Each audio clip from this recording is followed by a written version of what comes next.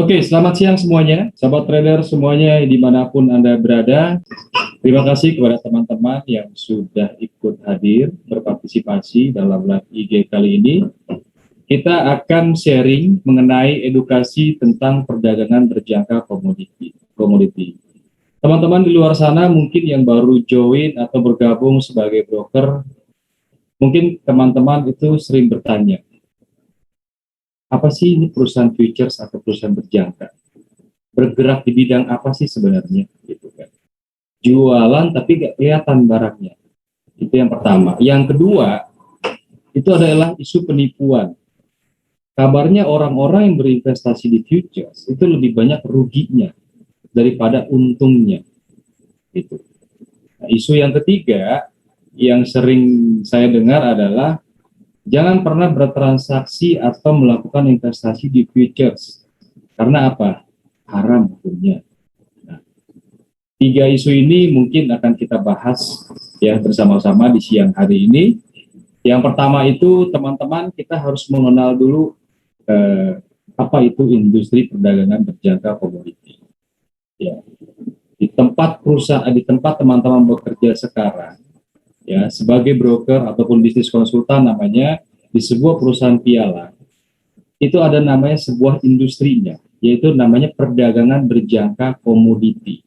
Seperti teman-teman kalau kerja di bank yang namanya adalah industri perbankan.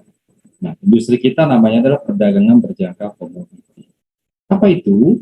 Ya, perdagangan berjangka adalah proses jual beli, ya, jual beli kontrak, ya, yang mekanismenya penyerahannya itu berlaku di kemudian hari, hanya berdasarkan kontrak komoditi tentunya. Misal, saya seorang petani kopi, saya akan panen 3 bulan kemudian. Sebelum saya panen, saya ingin mencari pembelinya dulu, ya. Kalau cari pembeli ke sana kemari kan itu agak susah. Nah, cara paling gampang adalah saya datang ke bursa, ya. Nah, di bursa saya bawa yang namanya kontrak berjangka. Saya tawarkan kepada calon buyer atau pembeli atau para investor. Ya, misal muncullah Bapak si A. Pak, saya mau jual kopi panen 3 bulan kemudian, sekitar 3 ton. Nah, dengan harga per kilonya adalah 10.000. Apakah Bapak tertarik? Nah, si investor A ini menyatakan tertarik setelah dipikir-pikir. 3 bulan kemudian estimasinya harga kopi itu sekarang 10.000 mungkin akan menjadi 12-15.000. Akhirnya disepakati, terjadilah aksi jual beli tersebut. Ya, kemudian Bapak si A membeli kontrak dari saya, kontrak kopi tersebut, dan kemudian penyerahan kopinya setelah perkebunan kopi saya nanti panen, ya, pohon kopi saya panen, lalu saya serah terimakan kepada Bapak si A. Seperti itu. Nah, kemudian di 3 bulan berikutnya, prediksi dari Bapak si A itu tepat. Ternyata harga kopi itu mengalami kenaikan. Dari harga 10.000 yang tadinya dia beli 10.000 per kilo, sekarang menjadi 12.000 per kilo. Artinya apa? Bapak tersebut, investor ini mengalami keuntungan sebesar 2.000 per kilo. Nah, nanti dikali aja tuh, dari sekitar 2 ton. Seperti itu. Tetapi hal ini juga bisa terjadi kebalikannya. Karena suatu hal, bencana alam, hama, dan segala macam, ternyata kopinya itu 3 bulan kemudian mengalami penurunan. Dari 10.000 menjadi 8.000 atau sampai mungkin 7.000. Nah, ini yang disebut kita dengan resiko. Ya, resiko pada transaksi perdagangan berjangka komoditi. Ya, simpelnya seperti itu, teman-teman. Nah, contoh yang kedua. Oke. Contoh yang kedua, mungkin teman-teman sering dengar orang jual beli tanah. Ya. Biasanya kalau jual beli tanah itu terjadi komunikasinya itu hanya berdasarkan mungkin oke, saya punya tanah di daerah Tangerang, di daerah Tangsel, harganya per meter itu 500.000. Kan nggak mungkin tanahnya kita bawa kan ya, gitu ya, nggak mungkin tanahnya kita bawa ya. Ini Pak contoh tanahnya, nggak mungkin gitu ya. Paling kita cuma cari kasih tahu lokasinya. Mungkin itu bisa di daerah Tangsel, di daerah Kalimantan, tapi kita di Jakarta, seperti itu kan. Nah, apa sih yang kita tawarkan kepada mereka ketika mereka deal membeli tanah dari kita? Yang jelas adalah surat-suratnya. Ya. Nah, hal seperti itulah yang terjadi di dalam transaksi perdagangan berjangka komoditi. Ya. Ada sebuah pasar yang disebut pasar berjangka atau kita datang ke bursanya. Teman-teman mungkin di luar sana sering identik disuruh mungkin jualnya emas, loko gold atau emas berjangka. Ya. Kalau saya ketemu nasabah, cara sederhana paling gampang saya jelaskan seperti ini. Ibu pasti sering beli emas ya. Tujuannya buat apa? Buat investasi atau buat dipakai sendiri? Kalau tujuannya buat investasi, nah apa yang saya tawarkan ini sama, cuma nilainya lebih dari itu. Kenapa?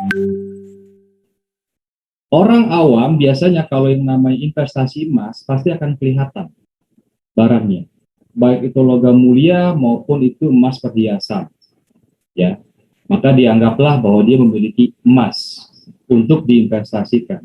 Padahal coba sekarang pikir secara logika, yang diinvestasikan itu barang emasnya, wujud fisik emasnya atau nilainya? Tentunya adalah nilainya, bukan?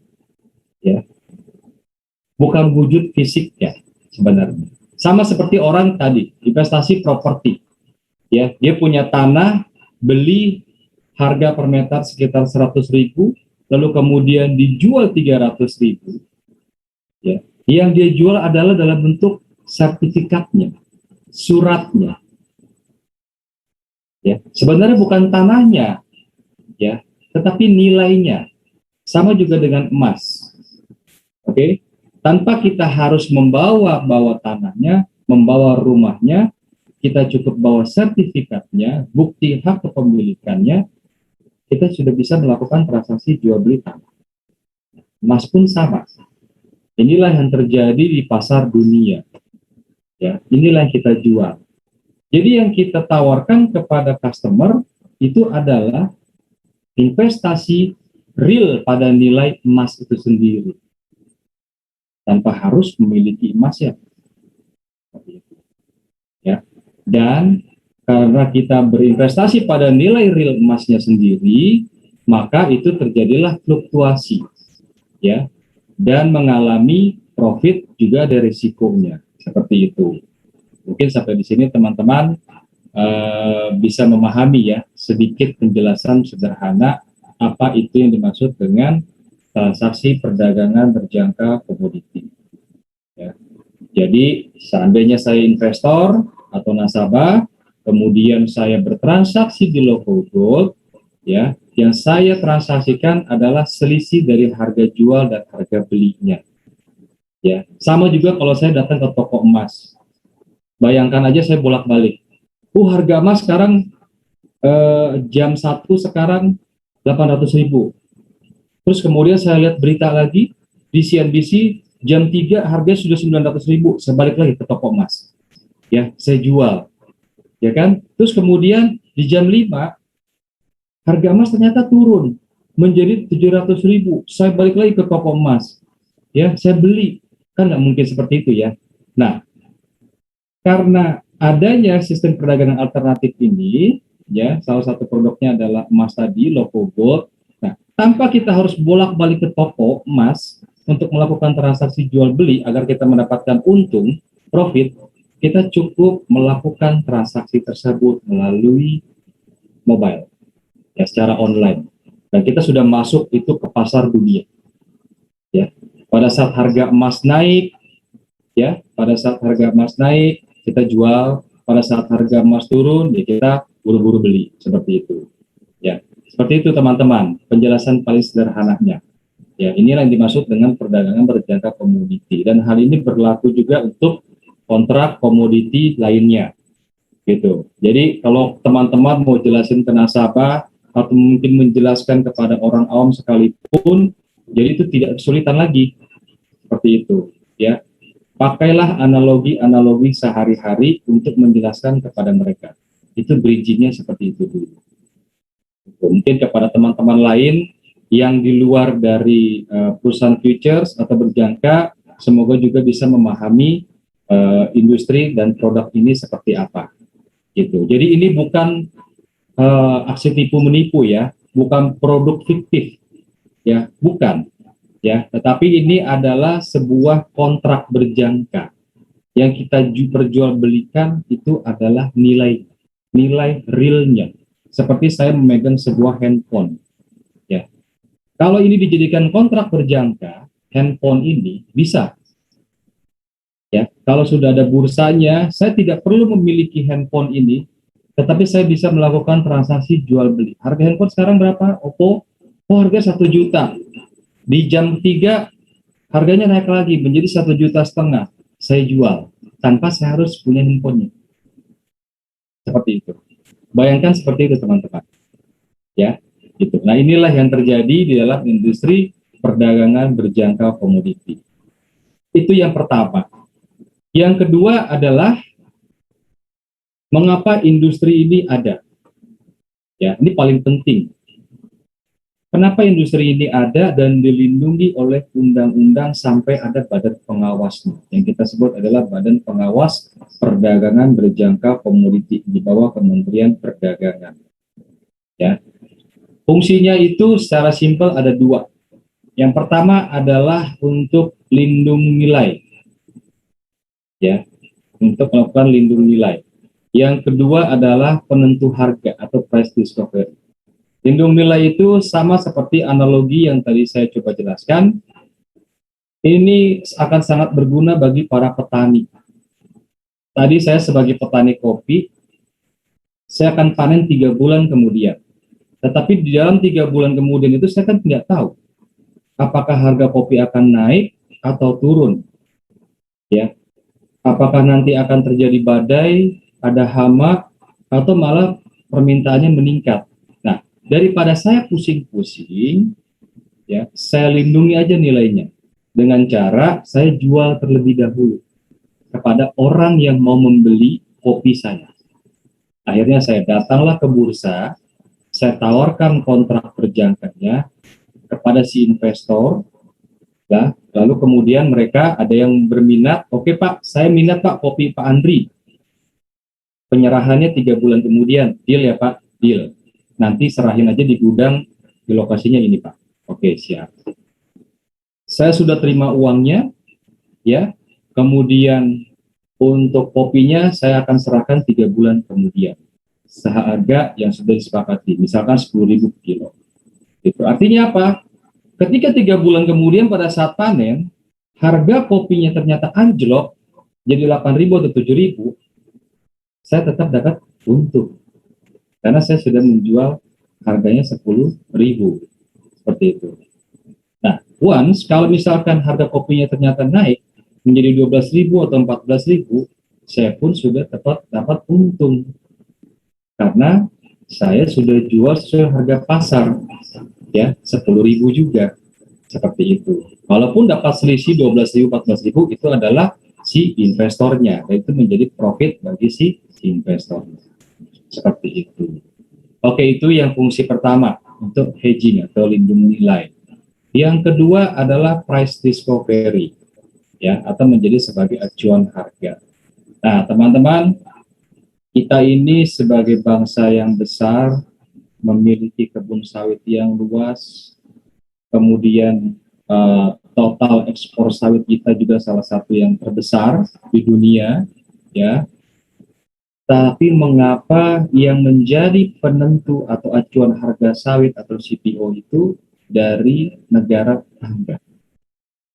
Ya, dalam hal ini Malaysia. Kenapa? Nah, inilah teman-teman.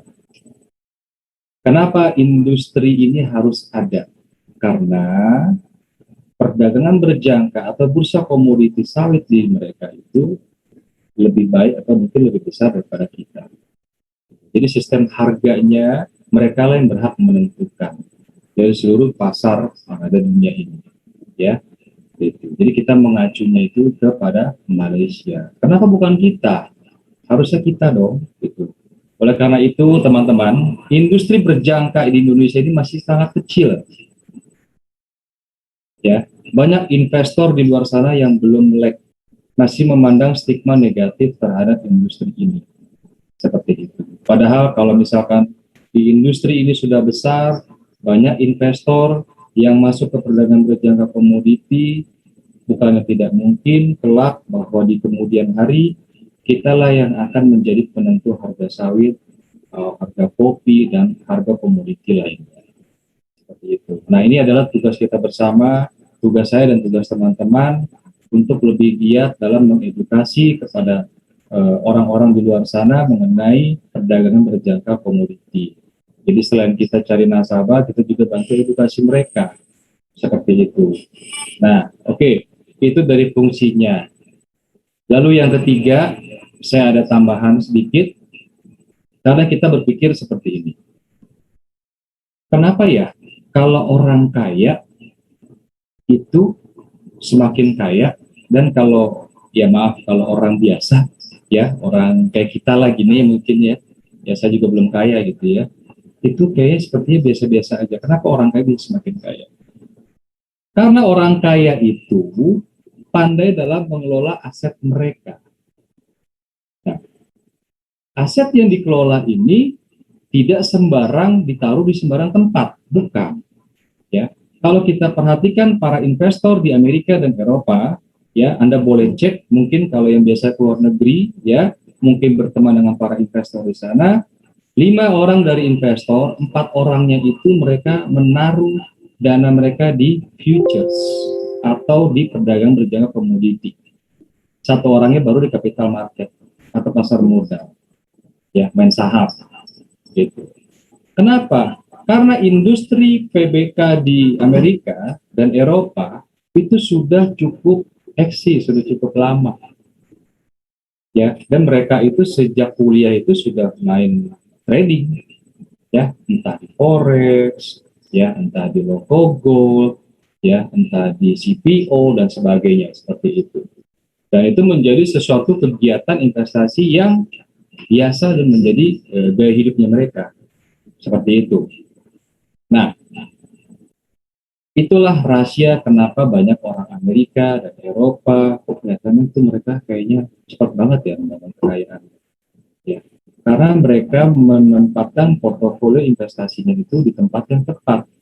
Ya, salah satunya adalah futures. Kelebihan dari futures adalah seperti yang teman-teman mungkin tahu, sifatnya 2 arah.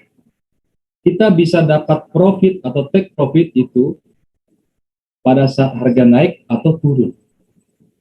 Ya, kalau mungkin di capital market kita beli harga murah, lalu kita tunggu harga itu naik, lalu kita dapatkan profit.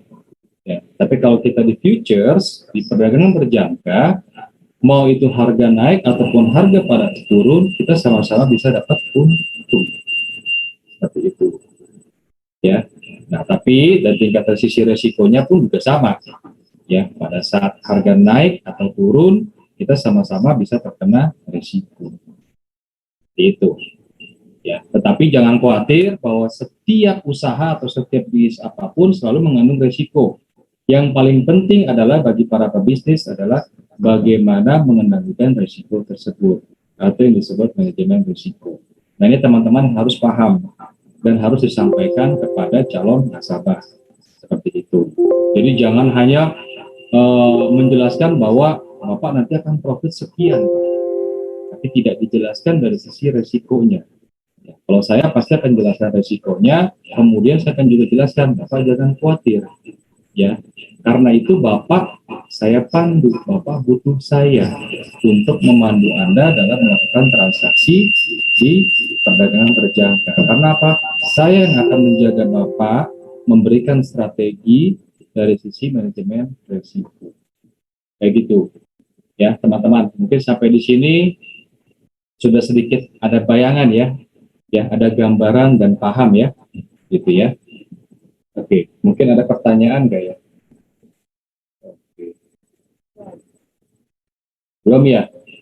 Silakan teman-teman, mungkin kalau ada yang kurang paham dari penjelasan saya, ya, silakan, atau mungkin apa yang saya sampaikan bahasanya terlalu tinggi, mungkin aneh gitu ya, gitu ya, ya mungkin karena siang hari juga, mungkin teman-teman jangan sampai ngantuk juga gitu ya. Oke, ada pertanyaan kah dari teman-teman sampai di sini mengenai industri dari PBK? Ya, kalau tidak ada, nanti kita akan masuk lagi di isu yang kedua, ya, yaitu isu tentang penipuan. Oke, nah, berkaitan dengan isu penipuan ini, saya sering banget mendengar, ya, ada dua sisi. Yang pertama dari sisi apa namanya, perekrutan. Yang kedua adalah dari sisi tradingnya sendiri, investor, seperti itu. Nah, teman-teman yang sudah join sebagai bisnis konsultan atau broker di perusahaan piala, ya, saya selalu bilang seperti ini. Anda beruntung. Kenapa? Karena Anda memilih di jalan yang tepat. Terlebih teman-teman yang baru lulus, masih muda, ya, yang umurnya mungkin masih di bawah 25, di bawah 30, ya. Kalau saya menjadi Anda, dan saya kenal industri ini ketika muda, saya akan maksimalkan waktu di sini. Kenapa? Saya akan coba jelaskan seperti ini, teman-teman. Begitu Anda lulus dari SMA, ya, apa yang ada di benak Anda ketika Anda tidak kuliah? Ya, entah dengan berbagai hal ya, apakah itu pilihan mau kerja dulu, atau mungkin karena keterbatasan biaya sehingga tidak bisa kuliah, pasti Anda ingin bekerja dan gaji yang layak. Benar ya teman-teman ya, seperti itu. Oke, sekarang kita ngomongin gaji. Berapa sih gaji ideal untuk teman-teman sekarang? Ketika Anda baru lulus SMA, Anda dapat bayangan itu gajinya berapa? Ya, kita let's say pukul rata-rata paling tinggi mungkin 3 juta. Ya, 3 juta Anda mendapatkan gaji selama sebulan. 20 sampai 25 hari kerja, ya mungkin kalau hari Sabtunya masuk. Gitu ya. Tetapi Anda pernah nggak berpikir bahwa Anda bekerja bukan demi untuk 3 juta, tetapi sisanya. Coba nanti Anda kalkulasi dengan gaji 3 juta, ada biaya transport, ada biaya makan, ada biaya mungkin ngekos, mungkin ngasih orang tua, biaya hangout, ya pacaran mungkin ya kalau sudah punya pacar gitu ya, atau mungkin yang kalau yang sudah pernikahan dini gitu ya, mungkin harus ngasih anak istrinya. Rata-rata dengan gaji 3 juta, ya hidup di kota besar apalagi, yang dikantongi sebulan itu rata-rata itu bisa 300 sampai 500 ribu bersih. Nah, bayangkan teman-teman. Jadi yang Anda perjuangkan itu bukan nilai 3 jutanya, tetapi 300 sampai 500 ribu. Nah, dengan 300 dan 500 ribu, sisanya, ya, apa yang Anda rencanakan ke depan? Mau beli mobil, mau beli rumah, ya, butuh waktu berapa lama? Seperti itu. Nah, kemudian Anda bayangkan atau bandingkan dengan ketika Anda bekerja di sini. Jam kerjanya sama, 8 jam kerja. Ya, hanya prosesnya yang berbeda. Kalau saya lebih memilih, saya bekerja itu tidak monoton. Bisa keluar sana sini, ketemu banyak orang, ya, karena apa? Banyak relasi, seperti itu. Saya lebih memilih kerja seperti itu. Nah, kita bekerja sama-sama 8 jam, oke, ya mungkin 6 hari kerja seperti itu, hanya proses yang berbeda dan hasilnya yang berbeda. Ketika teman-teman sudah mendapatkan investor, ya, atau new customer, maka komisi atau penghasilan yang kalian terima, itu saya jamin kalian boleh survei di semuanya, di tempat pekerjaan yang reguler, besarannya bisa 2 kali sampai 3 kali lipat daripada gaji reguler yang diterima oleh orang-orang di luar sana. Seperti itu. Ya, saya pernah ketemu dan ngobrol dengan salah satu broker di salah satu perusahaan pialang. Dia menyatakan, untung saya tidak ikut teman saya buru-buru resign, Pak. Kenapa? Karena kalau saya ikut teman saya, ikut resign juga, menyerah pada saat itu juga, saya tidak akan mampu beli mobil Brio sekarang. Itu kejadian 3 bulan lalu. Nah, saya pun melongo. Dalam 3 bulan, dia bisa beli mobil Brio. Seperti itu. Ya, itu sangat dimungkinkan, teman-teman. Ketika Anda bekerja sebagai seorang bisnis konsultan atau broker di sini. Gitu. Tentunya juga harus di perusahaan pialang yang memiliki mekanisme dan sistem yang tepat. Seperti itu. Ya, saya tidak menutup kemungkinan di luar sana saya tidak paham, tapi di tempat saya bekerja saat ini, ya, terutama di Solid Group, yang saya tahu adalah memiliki sistem pembagian komisi dan segala untuk halnya kesejahteraan untuk para broker itu yang paling besar. Anda boleh riset dan survei dimanapun Anda berada. Seperti itu. Ya, saya bisa jamin itu. Karena saya sudah melakukan riset kecil-kecilan sebenarnya. Oke, itu dari sisi pekerjaan, teman-teman. Jadi ini adalah sebuah pilihan. Jadi jangan pernah ada merasa bahwa, oh ini sebuah penipuan atau seperti apa gitu. Bukan. Ya, bukan. Anda bekerja di sini, ya, Anda bekerja sebagai broker. Kalau saya pribadi, Anda justru membantu orang, memberikan orang lain itu opsi, apalagi terlebih di masa pandemi. Ya, ketika di masa pandemi banyak bisnis yang berguguran, banyak yang hancur. Orang investasi properti, di saham dan lain sebagainya, itu banyak yang mengalami kehancuran seperti itu. Nah, apa yang menarik? Apa yang masih stabil? Apa yang masih tetap stay? Ya, yaitu adalah emas. Ya, seperti yang kita tahu dari sejak tahun 2019, puncak tahun 2020, harga emas itu terus melonjak naik seperti itu. Nah, orang buru-buru, berlomba-lomba berburu untuk mengoleksi logam mulia, beli perhiasan. Tapi sorry, pada kenyataannya kekayaan mereka nggak nambah tuh. Karena apa? Mereka salah berinvestasi. Ya. Mereka berpikir bahwa investasi emas itu ya masih konvensional pikirannya. Bahwa ketika harga emas naik, maka saya buru-buru beli emas. Ya, emas dalam wujud fisik. Tapi ketika dia mau menjual, apakah semudah ketika dia membeli? Enggak kan? Ya, akan dapat potongan harga, ya. Mungkin dia belinya 800.000, lalu kemudian harganya naik jadi 900.000. Yang dia terima nggak 900.000, tetapi akan mendapat potongan sekitar mungkin jadi 870.000. Seperti itu. Andaikan kalau dia berinvestasi pada kontrak berjangka, atau kita sebut lokomo. Ya.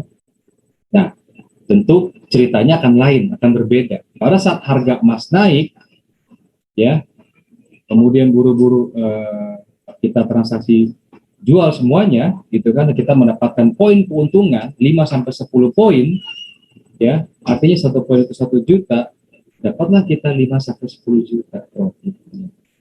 Dan itu masuk di jam yang sama, di hari yang sama, tanpa harus kita datang ke toko, tanpa kita mungkin harus datang ke tempat tertentu, ya, bawa emasnya yang berisiko tinggi juga, ya, di jalan mungkin bisa terjadi pencurian dan segala macam hal.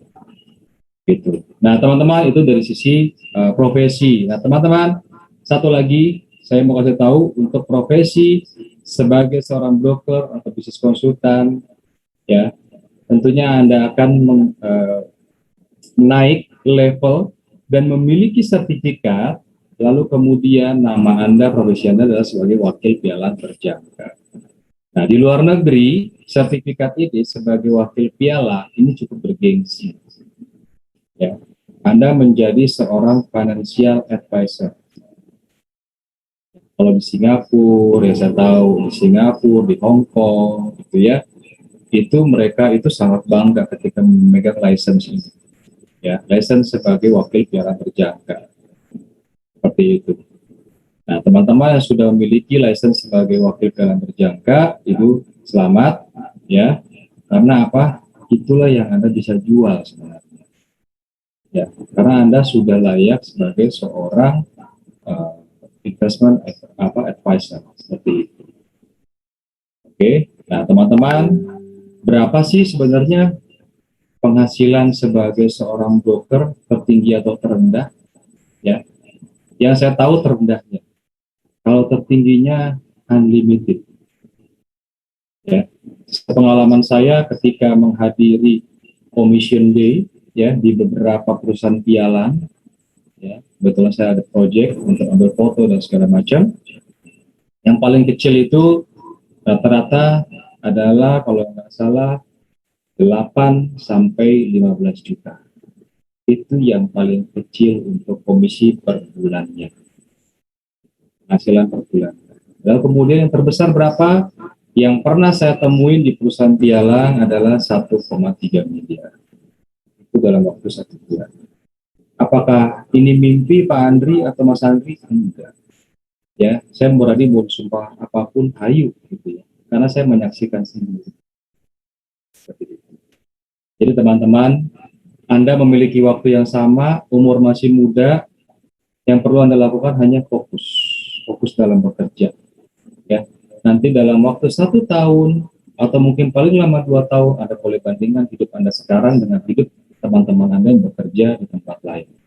Seperti itu. Itu yang bisa saya sampaikan dari sisi profesi. Nah, yang kedua, dari sisi investasinya sendiri, ya, ada banyak orang bilang bahwa jangan investasi di berjangka, nipuan, ya, banyak duit habis di situ, ya, judi, dibilang ya, kan dulu saham dibilang judi ya, judi dilegalkan.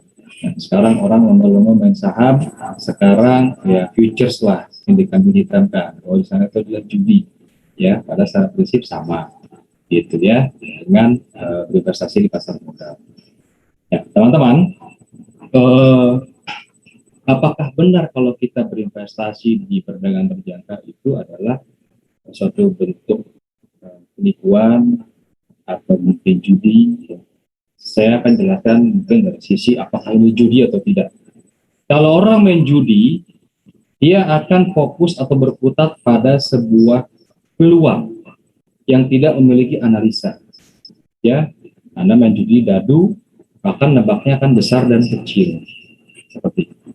Tidak ada analisa dalam perjudian. Ya, berbeda dengan ketika kita berinvestasi di perdagangan berjangka di futures. Kita melibatkan analisa, ada formulasinya, ada rumusnya, ada tekniknya yang disebut kita teknikal, ada hitung-hitungannya, seperti itu.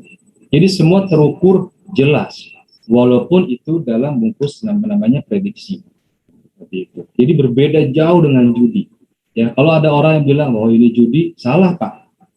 Kalau judi itu tidak ada analisanya. Sedangkan kalau di tempat kami, Bapak ada analisanya, ada rumusnya, ada formulasinya. Seperti itu. Nah, kenapa orang bisa banyak yang profit konsisten? Karena dia mengikuti formulasinya. Seperti itu. Kenapa ada orang yang loss? Karena dia tidak mengikuti the rules atau formulasi. Lebih banyak mengandalkan emosi ketika trading. Gitu. Nah, ini yang harus teman-teman ketahui dan mungkin masyarakat di luar sana juga harus tahu, ya, bahwa kita berbeda dengan judi seperti itu. Karena kita kalau mau melakukan transaksi buy atau sell, kita harus melihat dulu berita, ya, harus baca berita luar negeri yang memiliki impact cukup besar terhadap bursa atau naik turunnya harga. Ya, kalau di perjudian kita mulai berita dari mana? Ya, mau analisanya dari sisi apa? Ya, paling pergi ke kuburan gitu ya, mungkin bercanda teman-teman ya. Oke, nah itu teman-teman sekilas mengenai perbedaan antara trading dengan judi. Nah, dari sisi terminologi saja sudah berbeda. Ya, trading dengan gambling. Trading artinya kita berdagang. Yang namanya kita berdagang pasti ada untung dan rugi. Ya, mau dagang somai, mau dagang baju, ya, mau buka toko, ya, mau buka ruko, apapun itu, ya, semua pasti ada untung dan rugi. Dan kita tidak pernah memastikan bahwa ketika saya dagang handphone pasti untung. Walaupun itu saat itu tren handphone, orang pada semua jualan handphone semua, ya seperti itu. Apa kita pasti untung? Belum tentu. Nah, dalam trading pun sama, ya. Tetapi bagaimana kita memastikan bahwa kita nantinya ke depan bisa profit secara konsisten? Ikutin formulasinya. Karena apa? Yang namanya pergerakan pasar atau kejadian ekonomi itu selalu berulang. Contoh paling sederhana, mungkin teman-teman yang sudah bekerja sebagai seorang broker di bisnis di perusahaan piala kemarin sempat mengalami banyak yang overloss ya, sekitar 2 minggu atau 3 minggu lalu. 19 analis dari luar negeri ya diberitakan oleh Reuters itu semuanya sepakat memprediksi bahwa harga emas akan mengalami kenaikan, ya bahkan bisa menyentuh hampir sama seperti tahun 2020 kemarin, gitu ya. Tapi pada kenyataannya tiba-tiba harga emas melorot jauh karena isu tapering, dan itu semua pada panik seperti itu, ya. Nah, itulah teman-teman kejadiannya harga emas. Kenapa kita sebenarnya kita bisa mengantisipasi itu kalau kita banyak baca berita, ya. Saya nemuin teman-teman yang nasabahnya itu justru malah profit, ya, atau tidak mengalami loss, ya, karena dia sudah baca beberapa berita sebelumnya, begitu. Nah, jadi sebenarnya banyak formulasi atau hal-hal yang sebenarnya bisa menjaga kita dari resiko, begitu. Nah, untuk berbisnis di sini, berdagang di sini, memang yang diperlukan adalah banyak-banyaklah membaca, itu yang pertama. Terus yang kedua adalah sering-seringlah berlatih untuk para traders atau para investor. Ya, yang ketiga, jangan pernah takut risiko, tapi belajarlah mengendalikan risiko. Karena risiko itu pasti selalu ada. Kita bangun tidur aja pasti ada risikonya. Ya, mungkin entah nanti kejedot gitu ya, atau mungkin gusi berdarah pada saat sikat gigi, apapun itu. Ya, semua pasti memiliki risiko. Nah, kemudian saya bisa cerita bahwa kejadian ekonomi itu akan berulang. Nah, isu tapering ini pernah kejadian di tahun 2015. Dan itu juga menghantam harga emas. Yang tadinya naik tinggi, kemudian mengalami penurunan waktu itu. Ya, 2015 atau 2005 ya, saya ingat ya, 2015 kalau salah ya. Nah, akhirnya apa? Ketika harga emas itu turun, berapa sih kemudian dia akan naiknya lagi? Nah, kita tinggal merujuk saja pada histori data di tahun sebelumnya. Ya, kenapa sempat saya kemarin itu buat WA status, mungkin yang punya kontak saya ya, melihat WA status saya, kemudian ada beberapa teman yang coba nyeletuk, Pak, prediksi Bapak itu banyak tepatnya Pak, gimana sih caranya? Ya, bukannya ini ya, bukannya menyombongkan diri, sebenarnya simpel caranya adalah saya kan orang fundamentalis. Saya lebih banyak percaya bahwa pergerakan harga itu dipengaruhi oleh sebuah kejadian, ya seperti itu. Apalagi pada saat ada kejadian-kejadian besar, gitu. Nah, saya tinggal merujuk pada data historis grafik saat kejadian tapering, ya. Kemudian saya lihat pergerakannya berapa poin sih paling, gitu. Nah, itulah yang menjadi dasar analisa dan prediksi saya setiap hari. Mungkin kalau teman-teman ingat ya di WhatsApp status saya yang punya nomor saya ya, seperti itu. Nah, simple kan sebenarnya. Nah, untuk para traders pun sama sebenarnya. Jadi nggak perlu bingung, nggak perlu sulit, apalagi punya stigma negatif bahwa sudah pasti loss dan segala macam. Itu hanya mindset. Ya, yang penting kalau kita memang tidak tahu, belajarlah untuk mencari tahu. Jangan pernah sok tahu ketika Anda menjadi seorang investor. Begitu juga untuk para broker. Kalau Anda tidak tahu, jangan pernah menyesatkan para investor. Ya, banyak baca, banyak bertanya, seperti itu. Kuncinya hanya di situ. Ya, maka Anda akan terhindar dari yang namanya risiko. Kalau mungkin ada perusahaan pialang yang mengiklankan bebas risiko, saya bilang itu valid adalah hoax, bohong. Ya, Tidak ada yang namanya trading itu bebas resiko. Seperti itu. Semua trading itu pasti ada mengalami resiko. Ya mungkin nggak sekarang, mungkin nggak besok, tapi mungkin nanti. Seperti itu. Ya, karena apa yang namanya hidup kan penuh ketidakpastian. Itu. Oke, itu teman-teman dari sisi resiko. Jadi teman-teman untuk para traders, juga untuk para brokers, jangan pernah takut untuk menyampaikan resiko dan juga jangan pernah takut untuk menghadapi resiko pada saat trading. Ya, karena potensi profit yang Anda dapatkan itu sebenarnya kalau kita kalkulasi lebih besar daripada resikonya. Seperti itu. Ya. Kalau kita tahu bagaimana manajemen risiko yang baik. Jadi kalau kita nanti untuk para traders nih, ya, kalau nanti ditawarkan oleh para brokers, Pak, peluang profitnya segini, Pak. Tapi Anda harus jeli juga bagaimana resikonya. Berapa resikonya? Dan bagaimana saya bisa membatasi resiko saya. Nah, resiko itu bisa dibatasi, Bapak Ibu sekalian. Nah, kelebihan kalau kita berinvestasi di futures, resiko itu bisa kita batasi dengan berbagai cara, ya, entah stop loss atau apapun seperti itu, ya. Itu teman-teman broker yang lebih paham di situ nanti akan menjelaskan kepada Bapak Ibu sekalian. Jangan lupa untuk bertanya bagaimana saya bisa membatasi resiko saya. Gitu. Jadi Bapak Ibu nggak perlu khawatir bahwa nanti akan terjadi overloss dan sebagainya. Biasanya terjadi overloss itu biasanya itu yang main lotnya banyak dan dia agak dalam tanda kutip greedy atau mungkin agak serakah seperti itu, ya, main lotnya besar demi mendapatkan profit besar, ya, kemudian ya, hanya percaya kepada egonya seperti itu. Biasanya orang yang trading dan sering loss itu mengalami hal-hal seperti ini, itu disebabkannya. Nah, itu untuk dari sisi trading, teman-teman, ya, Bapak Ibu sekalian, dan risiko. Nah, yang ketiga, ini ada satu pertanyaan, apakah bisnis trading itu halal atau haram?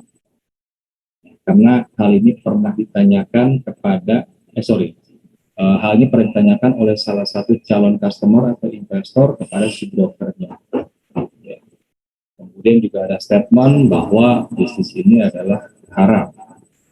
Nah, tapi di sini saya tidak membicarakan mengenai dalil agama, ya, karena kalau kita bicara dalil agama itu adalah berbicara soal keyakinan, ya, keyakinan dan sudut pandang. Nah, sudut pandang kita walaupun kita meyakini hal yang sama, tentunya juga pasti akan sudut pandangnya berbeda-beda. Tetapi saya akan berbicara dari sisi logika saja. Ya. Yang namanya trading adalah memiliki transaksi jual beli.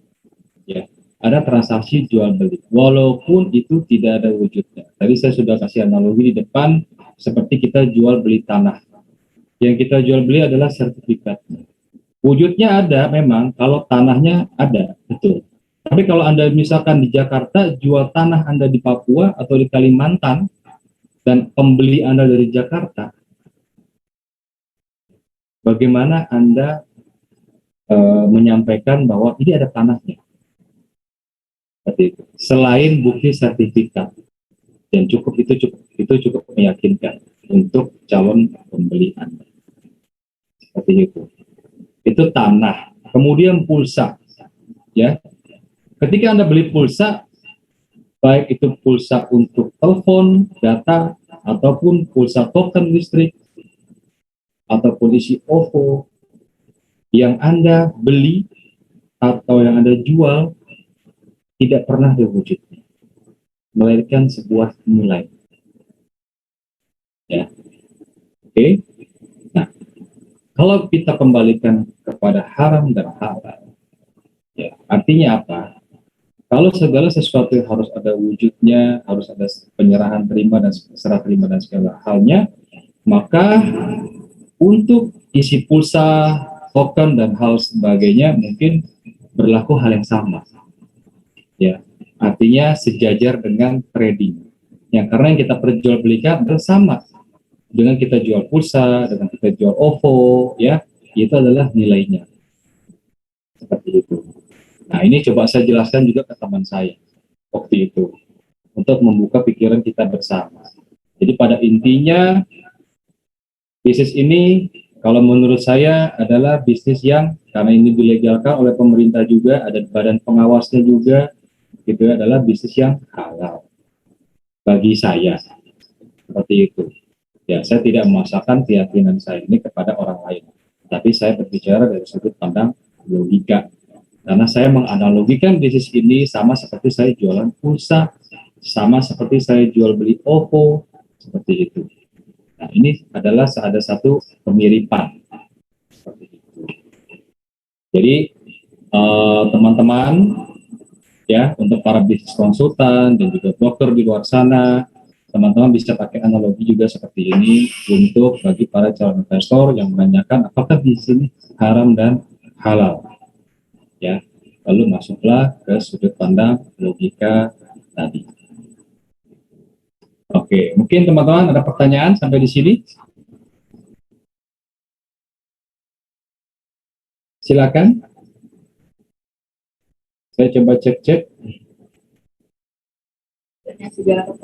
Ya. Tanya sejarah pialang. Siapa pendiri pertama pialang itu, Mas? Oke, pendiri pialang apa nih? Kalau industri pialang itu dimulai dulu dari Amerika. Ya, ada yang namanya bursa pertama itu ada CBOT, ya, karena jual beli kopi. Terus kemudian ada di Inggris pula, ya. Pertama bursa emas pertama itu ada di Inggris, makanya kalau kita sebut produknya itu Loko London atau Loko Gold, tetapi umumnya itu disebut Loko London, seperti itu. Jadi sejarah pertama itu di tahun 1800-an waktu dulu, ya, di Amerika, ya, ada bursa pertama itu kalau nggak salah namanya CBOT, ya gitu, seperti itu, ya, singkatannya aku agak lupa ya, tapi bisa di googling, seperti itu. Nah, awal mulainya mindsetnya adalah kenapa bursa itu didirikan, ya, kenapa terjadinya perdagangan komoditi, yaitu dimulai dari para petani itu, ya, supaya melindungi harga komoditi yang dijualnya. Nah, maka diperlukan adanya sebuah lembaga atau sebuah pasar, ya, yang kemudian nanti mereka bisa melakukan transaksi kontrak jual beli di sana supaya melindungi harga komoditas pada saat panen. Kayak gitu. Jadi seperti saya jelaskan, saya punya perkebunan kopi, lalu kemudian saya mau jual, tapi takut harganya turun, ya saya jual aja kontraknya. Ya, kemudian setelah saya jual kontraknya, artinya apa? Saya aman harga kopinya, kayak gitu. Ya, harga kopi saya sudah aman. Kenapa? Saya sudah jual duluan dalam bentuk kontrak, kayak gitu.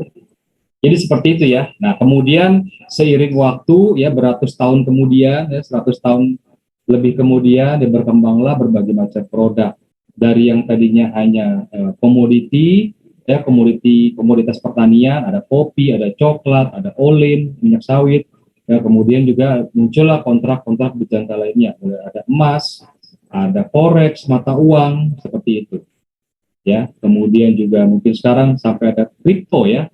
Ya, kripto itu termasuk sebenarnya futures kategorinya, ya, seperti itu. Kalau mungkin teman-teman yang sekarang itu lagi keranjingan Bitcoin dan hal sebagainya, itu termasuk sebenarnya salah satu produk dari futures, kayak gitu. Nah, kita yang paling sederhana lah mengenai forex. Mungkin kalau teman-teman mau, oh Pak Andri, saya tuh sekarang lagi investasi jual beli dolar. Oke. Biasanya kalau secara konvensional yang namanya jual beli dolar, kita beli di money changer, harga dolar mungkin sekarang 14.000, kemudian kita jual pada saat harga dolar naik. Kita jual kemana? Bisa ke bank atau ke money changer lagi. Perlu datang kan? Nah, kalau kita bisa akan trading di forex, prinsipnya sama, tapi kita tidak perlu datang ke money changer. Ya, kita nanti investasi misalkan dolar terhadap euro misalkan, gitu ya. Nah, kemudian dolarnya 14, mungkin sekitar 3.000, ya, kemudian naik menjadi 4.000, buru-buru kita jual, ya, kita tinggal klik seperti itu, dapatlah kita profit. Jadi tanpa kita harus, oh saya punya dolar nih, mau ditukar sama euro, saya pergilah ke money changer, belum biaya transportnya, belum panas-panasannya, belum makannya, gitu ya. Nah, tapi kalau Anda trading forex, ya sama nilainya yang diperjualbelikan, seperti itu. Anda tidak perlu harus datang ke money changer, tinggal klik buy dan sell, dapatlah Anda profit. Ya, seperti itu. Oke, ada pertanyaan lagi? Mungkin ada yang belum jelas?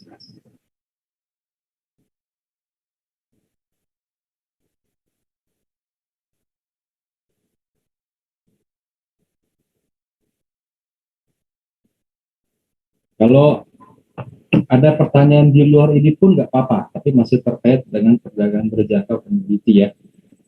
Oke,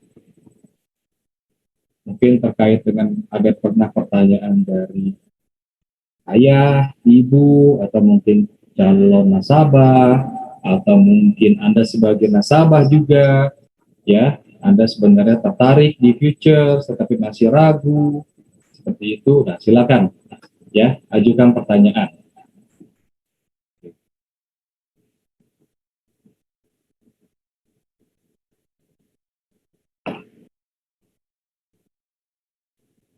Saya tunggu, silakan teman-teman. Mungkin saya tunggu sebentar lagi. Kalau ada penjelasan saya yang kurang jelas, ya, atau mungkin terdengar seperti kumur-kumur gitu ya, tolong ini ya diingatkan gitu ya, seperti itu.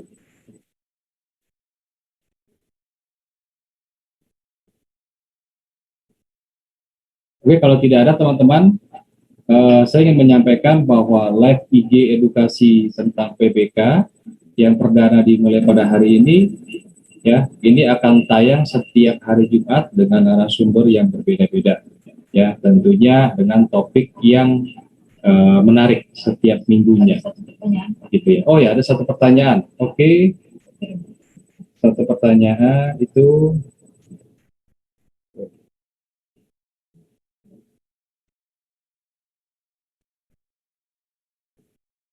Pak, kita kan transaksi nilai kontraknya saja atau nilainya sama kayak layak penjualan tanah. Nah, untuk emasnya dari mana Pak? Apakah bisa ada emas fisiknya juga? Oke, pertanyaannya bagus.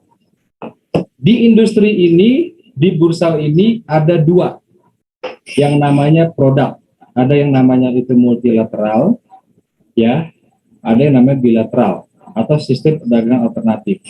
Nah, kalau yang tadi saya ceritakan tentang local gold atau local London itu termasuk yang SPA, ya, tapi bukan SPA di ini buat pijat ya maksudnya. Ini adalah sistem perdagangan alternatif atau termasuk bilateral. Nah, kalau Anda mau jual beli kontrak tetapi dapat barangnya, itu ada di multilateral. Ya, bisa transaksi di bursa. Nah, kemudian kita kerjasama dengan bursa berjangka Jakarta. Jadi kalau misalkan Anda beli kontrak kopi, Anda akan dapat kopinya nanti. Serah terimanya sesuai dengan kesepakatan antara buyer dengan seller tentunya, ya, penjual dan pembeli. Ya, sama juga dengan emas, seperti itu. Ya, nilai kontraknya kapan, gitu ya, jangka waktunya kapan. Ya, biasanya dalam bentuk logam mulia atau emas batangan, seperti itu. Nah, itu kalau di multilateral, ya, multilateral. Nah, tapi kalau di bilateral, tapi seperti saya sebut local gold, London, itu bursanya itu kan ada di luar negeri, ya. Ini adalah pasar dunia, ya. Jadi yang diperdagangkan itu adalah kontraknya, ya, kontrak ya teman-teman. Ini saya jual emas, tetapi yang saya jual adalah nilainya, tapi nilai realnya, ya, nilai yang terjadi di pasar itu terbentuk di pasar tersebut, ya. Bursanya itu di London, kayak gitu ya. Maka disebut local London atau local gold. Jadi ketika saya misalkan harga emas sekarang berapa? 1.800, ya. Harga emas 1.800. Kalau dirupiahkan, ya, caranya adalah itu harga emas dibagi 31,1 gram, kemudian dikali harga dolar, misal harga dolar hari ini 14.000 sekian, ketemulah harga emas per gram per rupiah. Misalkan kalau nggak salah, kalau 1.800 itu sekitar 800 ribuan per gram. Anda boleh cek nanti ke butik Antam atau mungkin ke toko emas, ya, toko emas yang besar tapi tentunya, ya, gitu ya. Anda boleh cek harganya. Pada saat sekarang tapi ya 1.800. Nah, kemudian harga emas nanti naik nih, pergerakannya, prediksi saya naik gitu ya. Naik menjadi 18, misalkan 15, berarti naik 15 poin. Nah, itu harganya pasti akan bergerak lagi. Kalau dirupiahkan itu jadi bukan 800.000 lagi, mungkin bisa jadi 810.000 per gram. Nah, ketika kita melihat ada peluang naik nih, udah jadi 810.000, ada cuan atau profit 10.000. Saya buru-buru jual ke toko emas, kan nggak mungkin juga ya, seperti itu. Ya, tetapi kalau misalkan kita bertransaksi local gold atau di kontrak berjangkanya, begitu 18.10, kita prediksi juga ikut naik, dan itu tembus, kita dapat 10 poin, ya, maka satu poin itu senilai kan 1 juta. Berarti kita saat itu juga mendapatkan 10 juta. Tidak dalam waktu 1 hari, mungkin setengah hari, ya, atau mungkin di jam yang sama, seperti itu. Ya, tergantung naik turunnya harga. Seperti itu. Nah, ini bisa kita lihat di aplikasi, ya, kalau Anda nanti trading, ya, di masing-masing aplikasi perusahaan pialangnya, atau mungkin di beberapa website, ya, seperti investing.com, lalu CNBC, ya, kadang di Metro TV pagi juga suka muncul, ya, harga emas dunia, seperti itu, ya. Jadi yang kita perjualbelikan adalah nilai realnya, walaupun bukan ada wujud emasnya, tetapi yang kita perjualkan adalah nilai realnya. Itu ya teman-teman ya. Jadi jangan pernah bingung seperti itu. Tadi saya contohkan tanah, ya, karena yang kita perjualbelikan adalah sertifikatnya. Kan nggak mungkin kita bawa tanahnya atau rumahnya, ya, seperti itu. Oke, ada pertanyaan lagi terakhir?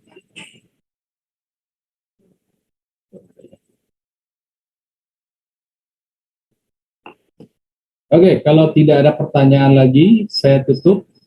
Ya, terima kasih teman-teman yang sudah ikut menonton live IG ini dan berpartisipasi dalam melakukan tanya jawab.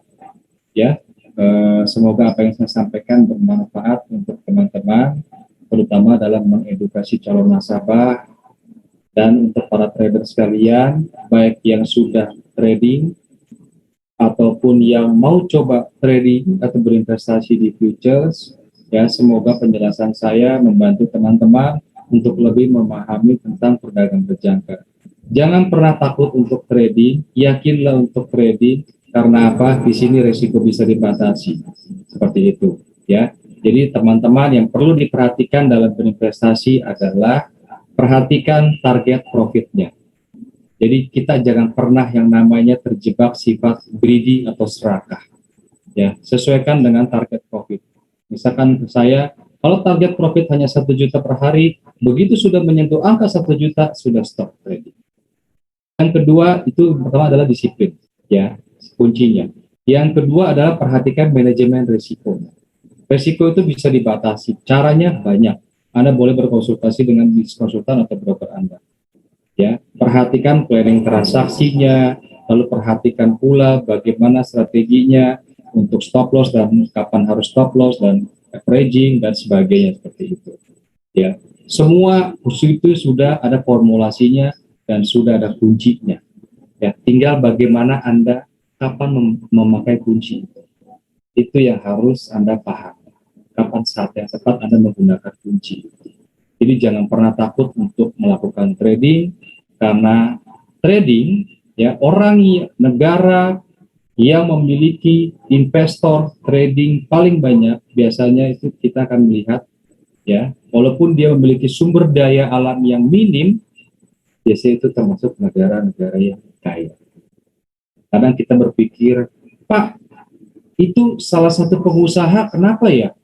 Apakah benar dia kaya dari hasil bisnisnya atau hasil usahanya? Saya jawab tidak. Kalau Anda perhatikan, mungkin pengusaha itu terkenal dan diberitakan, yang membuat dia kaya adalah sahamnya, nilai perusahaannya. Dari situlah dia kaya. Ya. Kalau dia menambah kekayaannya, Anda jangan pernah kaget kalau ternyata dia adalah seorang trader atau investor. Dia memiliki portofolio investasi di berbagai tempat, entah di saham, di properti, dan salah satunya pasti sebagian besar 80% investor menempatkan dananya di futures. Seperti itu. Inilah yang membantu mereka dalam mengembangkan kekayaannya. Jadi bukan semata-mata dari bisnisnya, ya, seperti itu. Oke, teman-teman, selamat untuk para dokter atau bisnis konsultan yang sudah mungkin bergabung di perusahaan Pialang. Ya, saya ucapkan selamat. Kenapa? Karena pilihan Anda sudah tepat dan jangan pernah ragu. Buktikan bahwa Anda itu bisa berhasil. Ya, kuncinya hanya dua, fokus dan persisten atau gigi. Itu saja teman-teman dari saya, dan untuk para traders dan calon investor, ya, oke. Selanjutnya jangan pernah ragu untuk melakukan trading, ya, untuk terjun, coba berinvestasi di industri kita, ya, karena peluang profitnya sangat tinggi, ya, dan risikonya itu bisa dibatasi. Oke, teman-teman, terima kasih untuk semuanya. Mohon maaf apabila ada penjelasan dari saya yang kurang berkenan atau mungkin kurang jelas juga. Teman-teman nanti bisa tanyakan lewat DM IG saya atau mungkin di DM di masing-masing IG official, ya, baik Solid Gold, Equity dan sebagainya. Ya, silakan, nanti saya akan bantu jawab di situ. Baik, sampai ketemu lagi Jumat berikutnya dengan narasumber yang berbeda dan tentunya dengan topik yang lebih menarik lagi. Ya.